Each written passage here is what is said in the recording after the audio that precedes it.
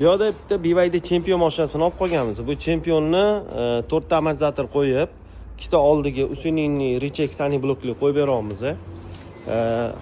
Rechekni qo'yib bo'ldik. Amortizator qo'yib bo'ldik. Stabilizator stoyka qo'yib bo'ldik. Bu yog'iga ham xuddi shu ishini qilib bo'ldik. Orqalariga ham amortizatorlarni qo'yib bo'ldik. Yangi amortizator. Bu yerda ham bitta so'ng plus olib qo'yganmiz.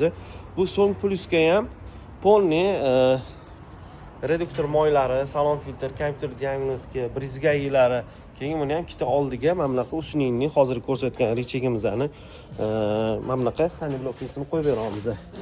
Buni bo'lsa, bu Rechegimizni o'zida mana bunaqa sani blok turadi, ichi kesilganlik bo'ladi mana.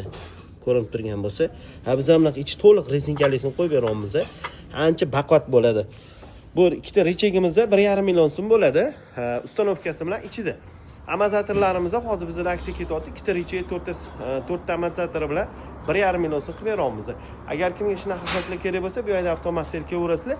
3 ta joyimiz bor. Yunusobod, Chilonzor va Sergelida.